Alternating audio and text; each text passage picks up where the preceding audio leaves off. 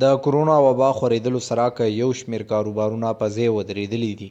او معیشت ته لوی نقصان رسېدلی دی، نو بل خوا د کرایې په دوکانونو کې کاروبار کوونکي خلک هم د کاروبار د نشتوالي له وجې سر تندی ټکوي. ولې اوس هم په ټولنه کې د حاجي مدثر پرنګ خداترڅ خلک موجود دی چا چې جنرال بس سټینډ سوات ته مخامخ د بایپاس مینګورې ابو ایوب پلازې ټول کرایهدارو ته 14 لکه روپۍ معاف کړي دي. ابو ایوب پلازا زمان چې کومه ده په بایپاس روډ باندې نو موږ د تقریبا د 3 میاشتې سره څه ذکر نه دی کړی، خو چونکې دا الله داسې رال چې یو د الله د طرفه رالل او داسې یو دغه پیدا شي چې د خدای د طرف نه رال، په هغې کې د چا څه اختیار نشته.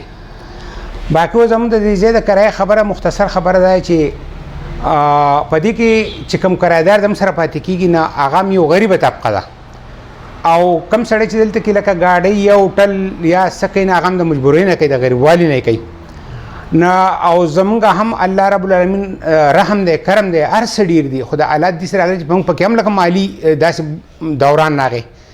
نه. ما ته دلته کې د ملګري پرون راغونډ شولو او ما ته یې چې حاجي صاحب ستاسو څه پروګرام دی د دې کرایه لکه موږ د کرایه به څنګه دغه کوو. بس الله پاک زما په زړه کې دا خبره واچوله چې ما د دې مجبورو ته وکاته او د دې حالات ته ما وکاته نه. ما دې ته چې د 3 میاشتو کې چې 2 میاشتې کرایه د الله د رضا لپاره معاف کړه او یو میاشت کرایه به مالا له کرایه کې، باقي دا بل روانه میاشت چې کومه ده د دې ورسره ما دا دغه که چېرې لاک ډاون بیا هم تاسو ماله نیمه کرایه راکوئ او که چېرې کاروبار چلېده نه ماله پوره کرایه راکوئ. په دې طریقه ما د یو سره دا خبره وکړله او دوی ډېر زیات خوشحاله شو او ډېر دعاګانې وکړې. او زه نور ته هم دا اپیل کوم د چا د وسه کېږي او د چا غټ پلازي دي هوټلې دي او هغه هم د غریبانو سره مدد وکړي نه ډېره ښه وي، ځکه چې دا یو انساني یو دغه د همدردي ده او څوک چې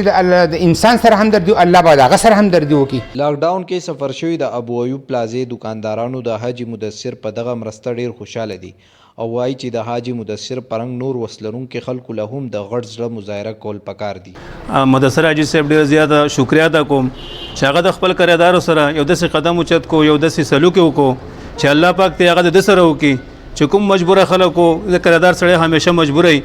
عدد مجبورو خلکو سره کې دوم د پیسې بند کړلې پلازې دي، خو بیا هم حالات راغلي او الله پاک یې عذاب راوستی او دوی د خپل مناسب د هغو سره 2 میاشتو کرایه پرېښوده او یو میاشت یې واخیسته را روانې وته هم دا ووایي چې څو په لاکډاون نه ختم شي حالات داسې نو ماله نیمه کرایه راکوئ. نو دومره ښکلې طریقه دومره ښکلی انصاف چې الله پاک د ده سره دغه انصاف وکړي کوم چې د خپل مخلوق سره د مخلوق سره وکړو او الله پاک دا فرمایي چې زما مخلوق سره په ځمکه باندې څوک رحم وکړي نو زه په له پاسه نه رحم کوم. حاجي صاحب زموږ سره بې انتها ډېر موږ شکرګزار یو چې هغه زموږ سره بې انتها دغه وکړو عمل وکړو او زموږ د توقعات نه و چې هغه زموږ څخه خپله کرایه معاف کړه او نور مالکان ته هم پکار دي چې خپله کرایه معاف کړي ځکه چې دا غریبانه به یې کم ځای نه وړي. زموږ دکان په دې ابو ایوب پلازه کې دی او دا حاجي صاحب د خدای پاک خوشحاله کړي د موږ ته له ځانه له 2 میاشتو کرایه معاف کړه